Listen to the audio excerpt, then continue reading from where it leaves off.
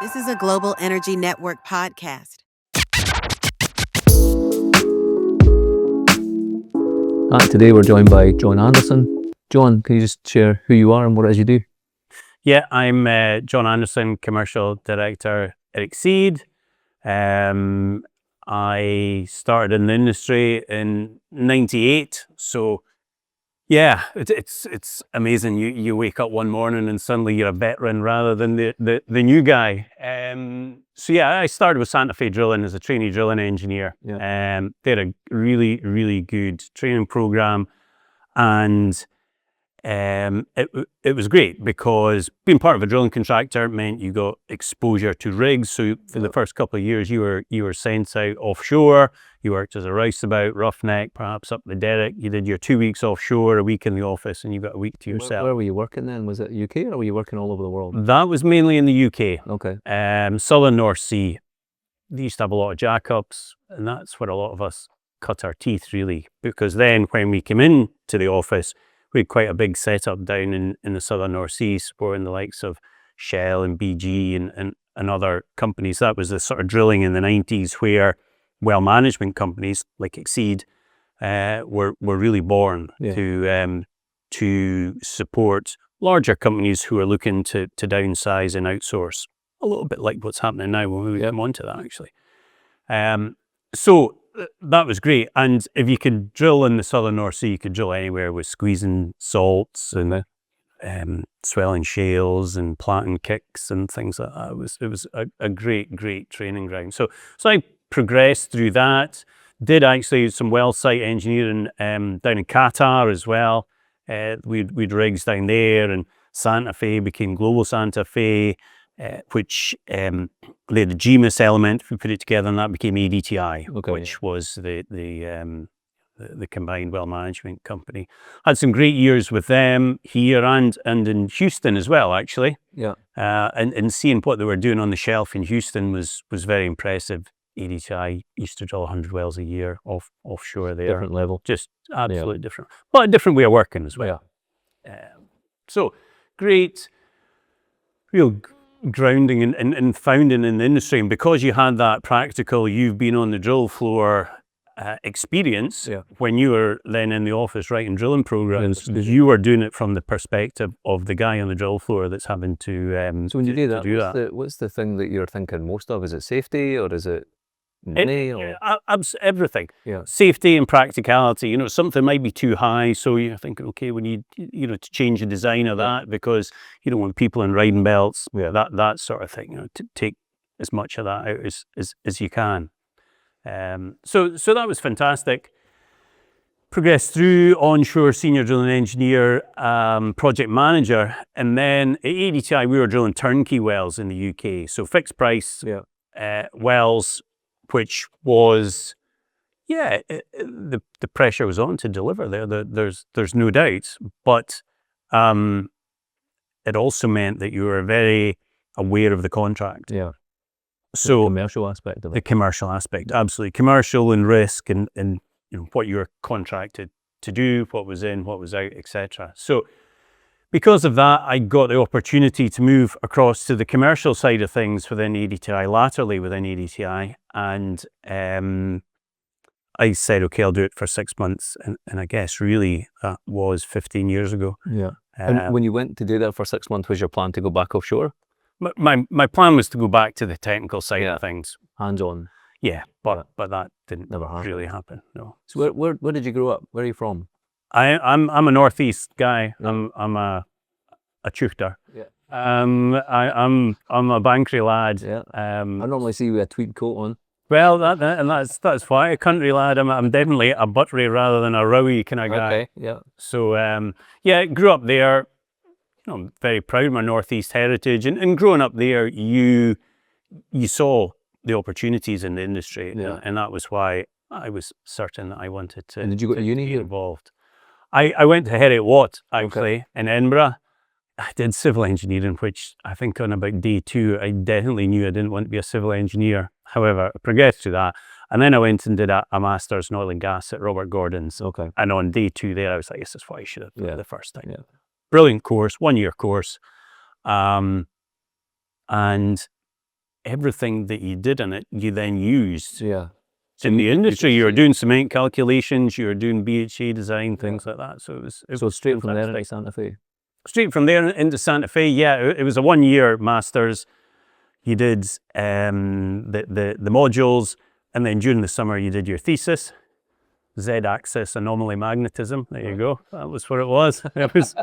So I was doing that while my friends were at France 98. Yeah.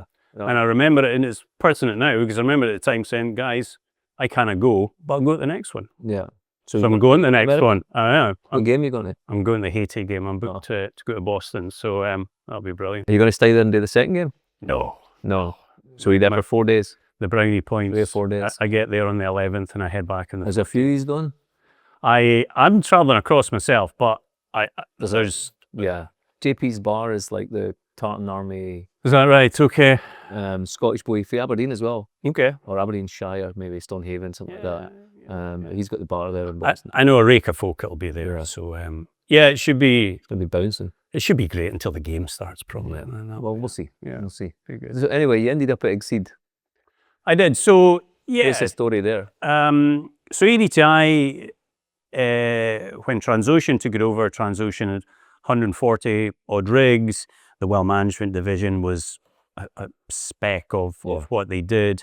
Post Macondo, they saw it as a potential liability. Drilling for smaller operators, could something go wrong? Yeah. Could they ultimately be liable? Yeah. So they divested it to private equity, and that went brilliant when we were making money. And then the downturn came in 2012, 2013, 2014, and they kept going. They shut the whole thing down. Yeah. So that was sad. It was a sad end. However, a few of us got together and so the bandies was a phase. Yeah. Let's make this an opportunity. Yeah. Let's go and do something. And we were going to set up ourselves, but we got speaking to Ian. Yep. Ian Mills, who's the founder of Exceed in Albrockie, and it became evident that there was a good fit there. They did international deep water wells. Had never turned a wheel in the UK. We could bring our UK expertise and put the two together. And so really, what year was that? That was 2015. 2015, and then 2026 or end of 25, Kent came in. That's right. So it was great. We grew hugely over the time, which was a difficult time. You were just getting out of the downturn, and then COVID hit and things like that. However, we positioned ourselves all the time to grow. We had some very loyal customers who were great. Yeah. Right up to date. I guess a couple of years ago, we'd grown to a size and had a reputation in the industry that we were a serious well management company. So at that point, we had an unsolicited offer for the company. And it was always the plan to grow it and then realize the value.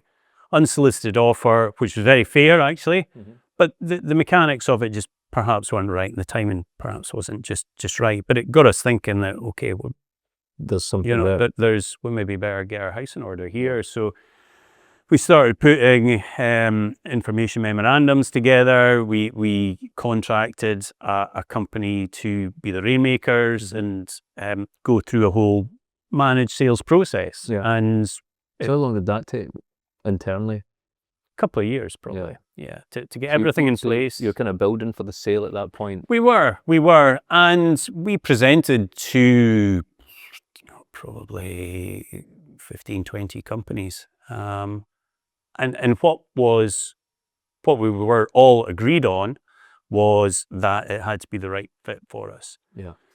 There's a lot of people who work for us, work there because they put their trust in us and put their trust in us early on in Exceed days when, it wasn't always rosy. Yeah.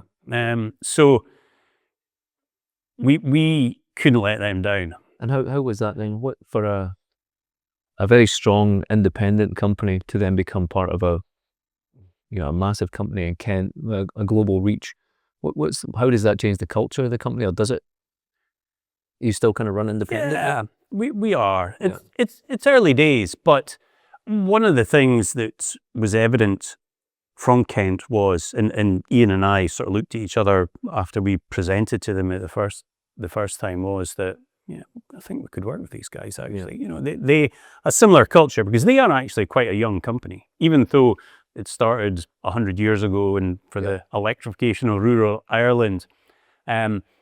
They've gone through massive change. I mean, the founder, Frank Kent, his granddaughter was still the chairperson in 2020. Okay. But then it's a family business as well. Well, it was. But then they sold it to Blue Water, private equity, and it got combined with SNC Lavalin, the offshore part of Atkins. So overnight, almost, it quadrupled in size, and was a different company, and got branded Kent. Then Blue Water sold it to Nesma Partners, Saudi Arabian company, who are partially funded by the Saudi Public Investment Fund.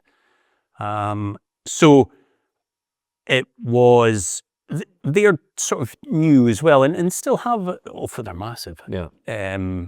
Still have a small company feel amongst the management as well, because they're so the culture and stuff is still the same. Absolutely. What has that done for you guys then? Has it allowed you to grow?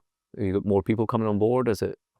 So it's early days. We're 6 months into the process. What I would say is there's certainly not any seller regret. Thus far, it's all been very positive. But we're still learning and having strategy sessions about what we will do together. We'll still continue to do work independently. We sit in the growth ventures part of Kent, which allows us to just continue to do what we do, but we have one foot in the mothership that there's things we'll be bidding on together. And already we're seeing opportunities come in from different geographies that we don't have a presence in. As a small independent, you can only cover everywhere. You've got to have a strategy and pick specific areas. Put your a global footprint. So so there's opportunities coming in from different geographies, and there's things that they're bidding on that they would have perhaps had to outsource the wells part, but now, of course, so they can include that, or more of a turnkey solution for them as well. So it's genuinely been very positive. As we said when we were going through the sales process, and to give credit to Ian, he always said we need to find a buyer so that the both of us can still walk into the Dutch mill for a pint without somebody throwing one over your face because you sold it down the river. So that was it. I feel that's happened. And through the process, we ran feedback sessions with our staff. They were all very positive, and we've not lost one person because of it, which is great. For other companies who are in that build phase, definitely within this industry, it happens a lot. Companies build and sell. And they bring in other companies to support them to find the right company for them. But you mentioned there maybe 15 companies that you guys presented to. Over what period was that? And what was the challenges that you came across that you thought either they thought you weren't a fit, or you thought they weren't a fit? So a couple of things. It was probably over about a period of a year. Some companies didn't really get what we did, because we're we're an engineering project management consultancy company. So we don't have equipment, we have people, we have knowledge, we have know-how, we have that's what you're selling. What we're selling, an integrator company to provide a service to deal with anything over the life cycle of a well. And they couldn't really get their head around just like, what are we buying? Just some people. But it's not. It's the whole organization, where Kent and a couple of others who were similar companies themselves, so EPC, they provide people, engineering, totally got it. There's others, there's private equity, but because of my experience with private equity before, I didn't want, I wouldn't have been able to sell that to our employees and our friends that, work with us. For you guys, for yourself, Ian, and the other guys involved, getting that out of the line, what was that like? Was it like, we've done it, or was there more to it than that? I think it's like anything in this business, even the same when you land a big contract. you like build up to it and you're looking forward to it, and then you do it, and then you think, shit, we've got to deliver this now. Yeah. It's something we probably don't do enough, is actually to sit back and enjoy the moment. Yeah. You're now on the, okay, what's the next thing? And Exceed, you guys are a licensed UK well operator. What does that mean for you guys? It's important, and it's important for us not just in the UK, but for work overseas, because having that stamp of approval that we are seen by the regulator in the UK to be a competent authority to manage wells on behalf of smaller companies that they don't have the resources to do it. One, it shows that you do things correctly and you have the competency and capacity, etc., in the UK. But when you take that overseas, like the North Sea has always been looked upon by other basins around the world as a sort of centre of excellence. When you take that overseas and you say we are approved by the well, ability, it gives you the credibility, that stamp of approval. And how easy is it to obtain that, and why have others not done it?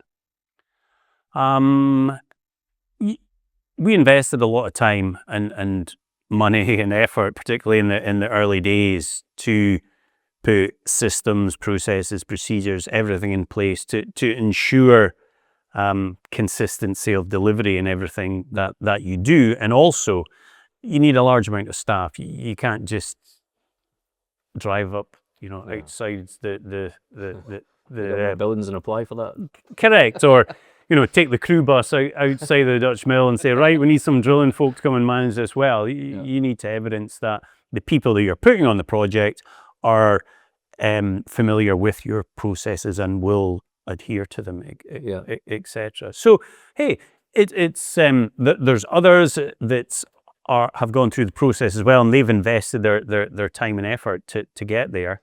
But it's not a given that you'll get it, and if you do something wrong, you can get it taken away again. You can get it revoked. And when you guys done the deal with Kent, did that have to be transferred over to them, or does it remain with Exceed? It remains with us, because that's where the expertise lies. So there's tenders that we're going through at the moment, and again, it's one of the reasons why. Is that an advantage when you're tendering? I don't know. We'll see when we get the tender back. If you get the work. But that's one of the reasons why it was important for us to, in the sort of medium term, to keep our own branding, because that well operatorship sits with Exceed, not with Kent, because we have it's within our management system that we have everything that's required for to fulfill that role. Good. And then what do you see as the future for Exceed? Your role's changed a wee bit. Ian's moved away, taking a back seat. Still involved, but I wouldn't say he's taking a back seat. Every day, every 2 minutes on your phone. Nah, Ian's very much still the boss. He's working remotely now, and he's, because of that, he's more looking after the international work. He's been doing a lot of traveling. And international expansion is key to what we do, and that was another thing. Being part of Kent, who have a global footprint, will help us to do doors. that. Now, I'll caveat that and say that the UK will always be our hub and where our centre of excellence will lie, but we will, resource the overseas projects from our base here. Absolutely. And do you see? We're talking about this quite a lot, and I'm guessing loads of people are talking about it, and lots of companies are looking at spending more money abroad. I spoke to a company last week, and they were telling me that they're currently going through the process of deciding if they're going to remain in Aberdeen or they're moving to Singapore. So you guys have said you're going to remain here, but how do you see the market here, or how do you see Aberdeen moving over the next couple of years? Yeah, if I knew the answer to that, I'd be on a yacht somewhere. It's difficult. We're good. We've got a good selection of customers, and we're doing little pieces of work for them all. But all of them have got bigger projects.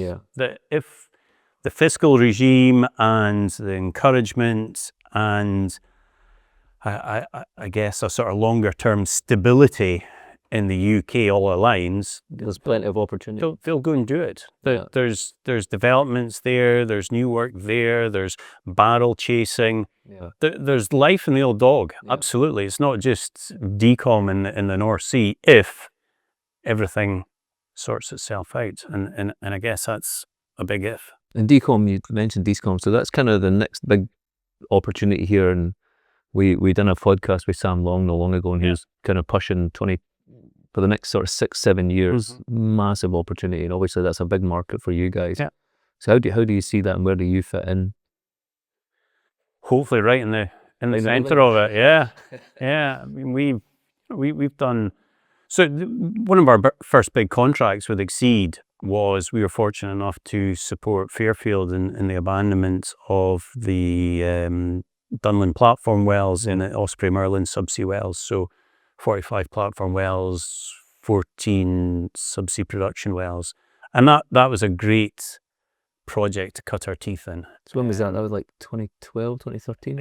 Later? No, it was later because Exceed, we joined in 2015. So I think it was 2016 that we got that contract, and it lasted sort of 3 or 4 years. I remember getting a recruitment role to fill. A company had won the contract to put new LED lights on that asset. Okay, yeah. And then the next time I spoke to the guy, he was almost crying because they obviously decided to decom the rig, or decom the asset. So he was fucking devastated. So at that time, that's when we decided to set up a dedicated well decommissioning department. And Bart van der Laar, my friend that I worked with for 25 years now, I mean, is a key part of Exceed as well, heads that up, and creates within Exceed a centre of excellence for decommissioning. Yeah. And so we always joke that we're in number 1, number 2, Rubislaw Terrace. Number 1 is new well work, and number 2 is decom house, if you like. Okay. That's where the decommissioning people are. And since then, we've carried out decommissioning, with jackups, semi-subs platforms, vessel-based for a number of clients in the UK, Sericas, and we've been doing the planning for Apache and companies like that. So it is a large and very important part of what we do. And now, like the olden days, when things, when the UK was a centre of excellence for subsea wells, things like that, and then it got exported, that's the next step. Yeah. To take what we've learned here and take it internationally. Well, I was in Australia last week for Energy Exchange, or a couple of weeks ago, but obviously decom is a big market there. Decom and defence, I think, is the two big things. The Pioneering Spirit's going over there at the start of the year. There's a lot of work going on there. So will you guys be involved in that market, or will we be trying, or is that going to be kind of at the same time as the UK decom market? It's Australia's, in our experience, Australia's a tough market. Yeah. Because there are a lot of very capable Australians. Yeah. And you've got to really prove yourself for them to let an outsider in, because let's be honest, there's work there to see them out. There's plenty of work there. Correct. But we have done bits and pieces. We actually just completed some vessel-based well abandonment in the Bass Strait last month. Yeah. So we're starting to get a bit of a pick away at it. A hold there. We've got a couple of employees down there. Kent have a number of large offices. They've got a few hundred people in Perth. So our people are now located in there, and being part of that larger organisation, they tend to be connected higher up the food chain. In the food chain. So there'll be hopefully some opportunity. And Banchory is obviously a big part for you guys as well. We've had the pleasure of working with you guys for the last couple of years, and at different events. You've got events in London, events in Africa. What is that for you guys? How do you see that progressing? One of the key areas for us, as I say, the UK will always be a hub and will always be here to support the needs of our UK customers, but there's huge potential for growth there. We are drilling exploration wells in Namibia, We're about to go drilling again in Namibia, and that'll be our 10th and 11th wells that we've drilled in Namibia over the past couple of years. We've done multiple well tests there. In addition to that, we're drilling in Angola at the moment as well. There's other opportunities that are coming to fruition in West Africa. And yeah, a key focus area, because there are mature basins there as well, like the UK, that we can take late life asset management and decommissioning into to those areas. That's what we're going to be and working hard on. For a UK company, there's lots of companies here, especially in this market, that are looking at where can we move, where can we internationalise our business? Are we moving to Houston, maybe not the Middle East at the minute, Africa, Australia, Asia's another big market. How do you move into the markets and win that work? What's been the process for you guys? What's worked? Or what would be your advice to companies looking at where do we go for here? I think you've got to fill a gap. You've got to be able to provide something that's not there at the moment. I think that's why we've been particularly successful in deep water, because it's quite a niche market. And the guys that we've got, likes of Al Brockie, who heads up our international wells division, he's done deep water work for 30 years. And are you guys going to places putting boots on the ground, or are you going in and out? How's it working? Yeah, we would like to put more boots in the ground, but because quite a lot of the work that we do currently is exploration work, you'll have a 30-day well, and then you're gone, and it's gone. And that makes it hard as well from a local content perspective, which is usually important. It's usually important when you're working down West Africa to leave something there, to leave a bit of a legacy. We done that in Ghana with the orphanage that we built, and we still fund, and it's a speck. It's a tiny thing, but is that through the Exceed charity? It's through Exceed Trust. Absolutely. And how did that come about? That's a very random one. It is. It started before I was with Exceed, but Exceed been in Ghana for a long time, and you can't help but be moved by some of the situation that you see there, the sites that you see down there. So there was an orphanage that we got to know in Ghana that it was very poor state. There's children who'd been sold to the fishing industry, and had came out of that and had no family any longer. So this orphanage was run, but it was in a poor state of repair. So Ian and Fiona van der Vossen, who was our old legal counsel, they set up Exceed Trust to build the orphanage. We still support it. We put in new water systems the other year, bought a new school bus. Ghana, is that in Accra, or I'm not sure whereabouts exactly it is.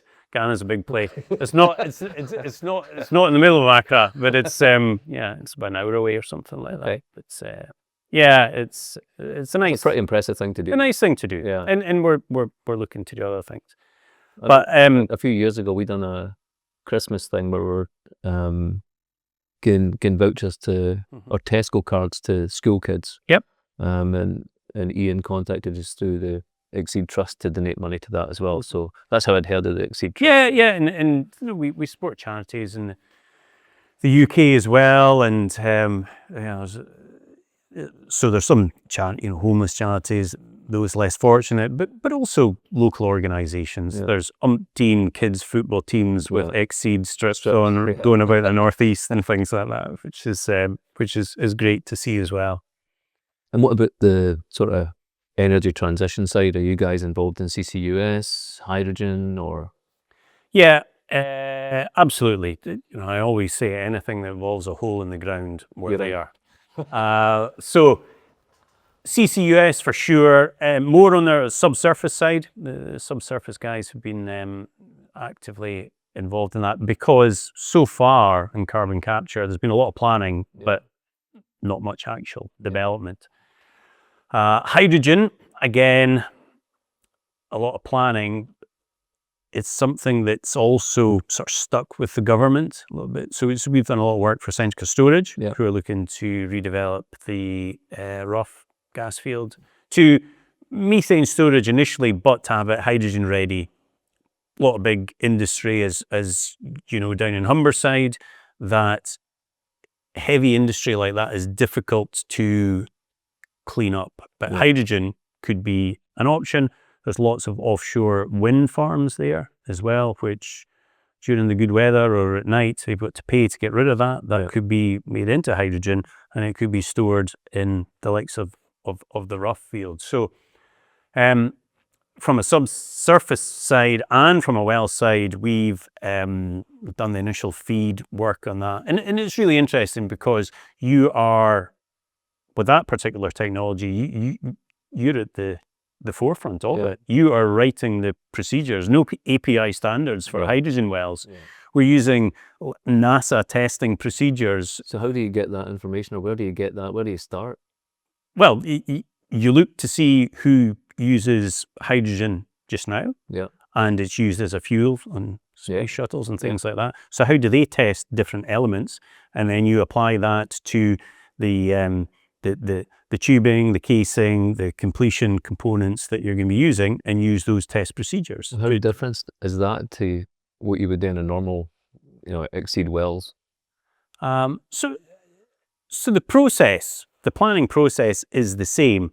It's just the standards are different, and where there's not standards, you've got to justify exactly how you will do that to verify that it's safe.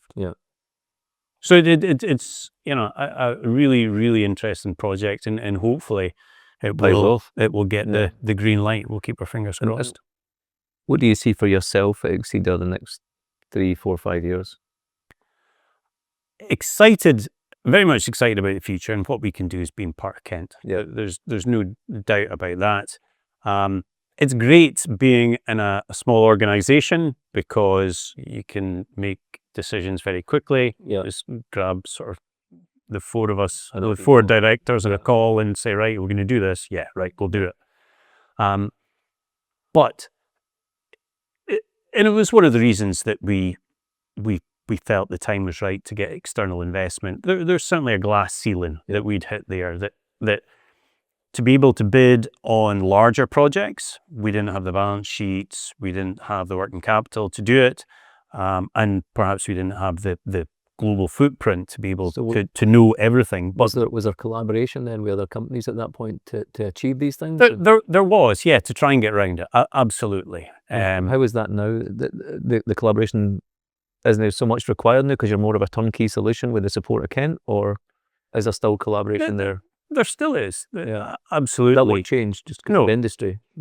Because Kent do what they do, but there's still other opportunities for what we do with vessel companies for deep ocean, for instance, with the vessel-based abandonment, still collaborating with them, and some others as well, where the Kent footprint isn't a bolt-on to what we do or what we require.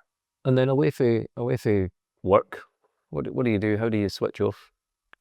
Well, I mentioned at the beginning, I'm a bit of a chuchter. So we've got a small farm, which is a little bit of a petting zoo. Maybe you mentioned it before. At times, pygmy goats, potbelly pigs, miniature ducks, and we've got sheep as well, which are a bit more commercial. So we've got 60 ewes just about to lamb, actually.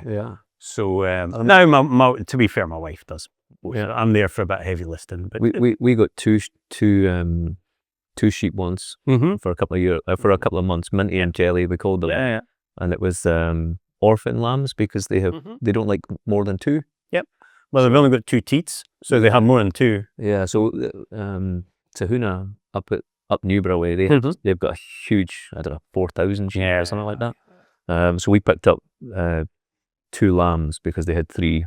And I think they try and spread them around, they rub the mother out of them or whatever, but we ended up with 2. And then the idea about sheep, and then you used to go out the back door and they just rammed you for milk because they got so used to being bottle fed. They were just charging into your leg. So I don't miss having sheep.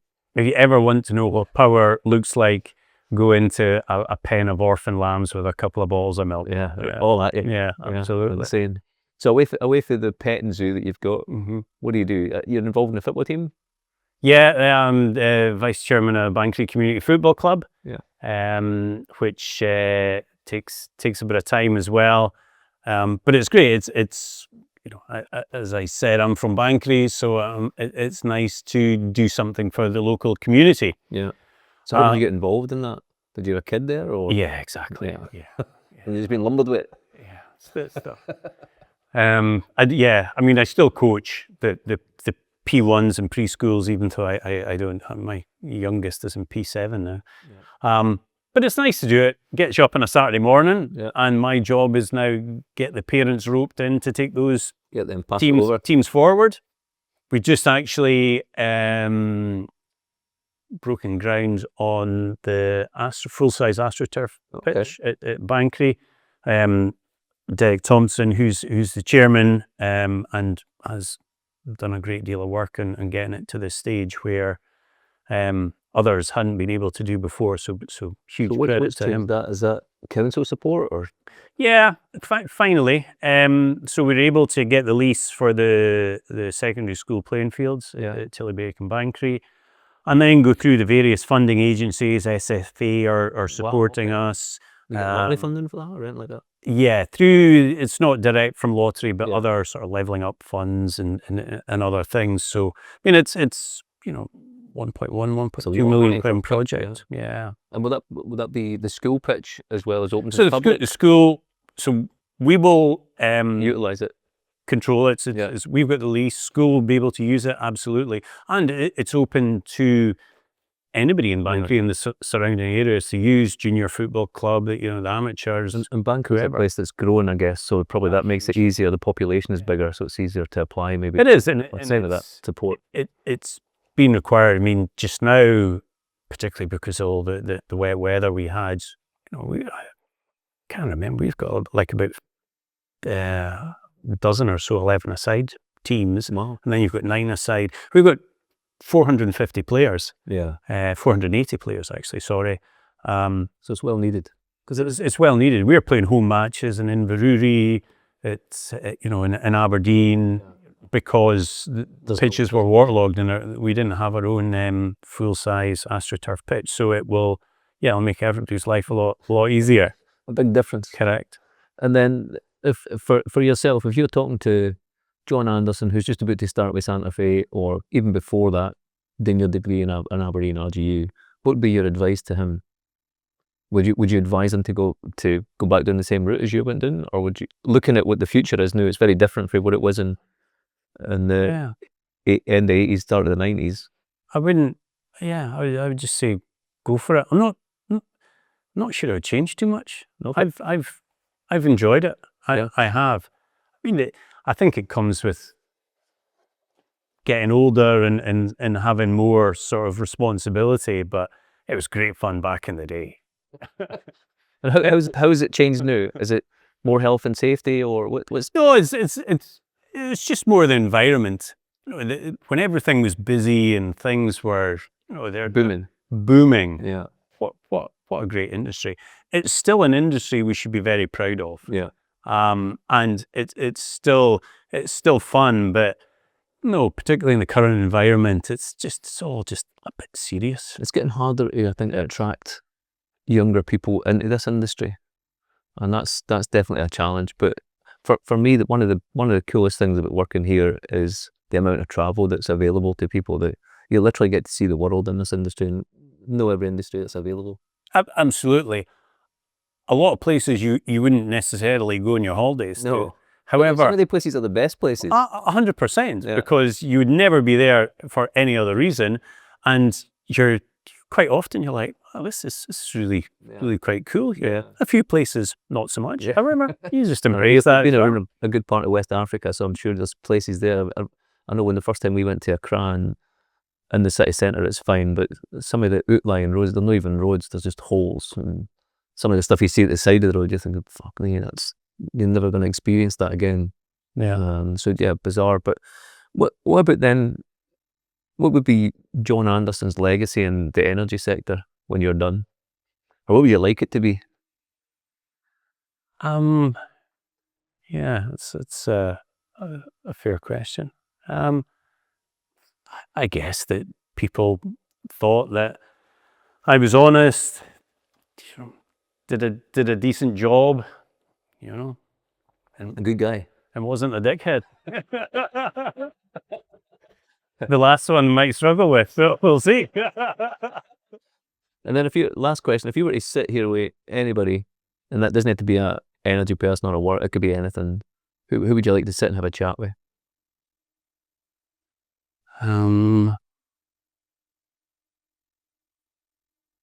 Yeah, that's a fair question.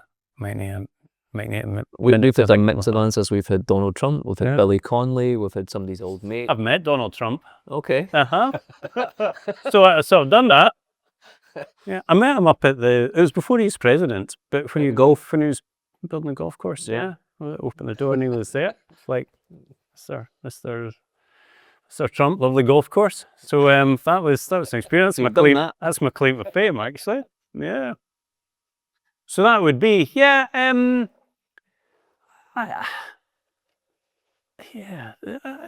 likes of a Red Adair or something like that would be pretty interesting. I sometimes think we called a beer after him when we started. Red Adair 1914. So his name was trademarked, so we couldn't actually use his name. So we added his year of birth. Okay, very good. Onto the end there.